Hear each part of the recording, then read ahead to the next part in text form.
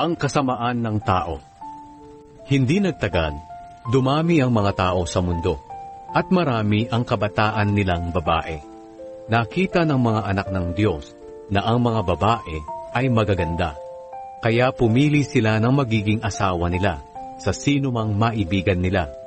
Ngayon, sinabi ng Panginoon, hindi ko papayagang mabuhay ang tao ng matagal, dahil sila'y tao lamang. Kaya mula ngayon, ang tao ay mabubuhay ng hindi hihigit sa 120 taon.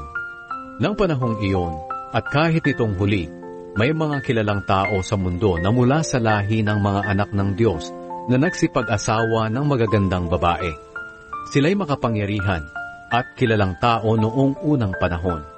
Nang makita ng Panginoon na ang ginagawa ng mga tao sa mundo ay puro kasamaan lang, at ang palagi nilang iniisip ay masama, nang hinayang siya kung bakit ginawa pa niya ang tao sa mundo. Labis ang kalungkutan niya. Kaya sinabi niya, lilipulin ko ang lahat ng taong nilikha ko sa buong lupain, at lilipulin ko rin ang lahat ng hayop sa lupa, pati ang mga hayop na lumilipad, dahil nanghihinayang ako sa paglikha sa kanila.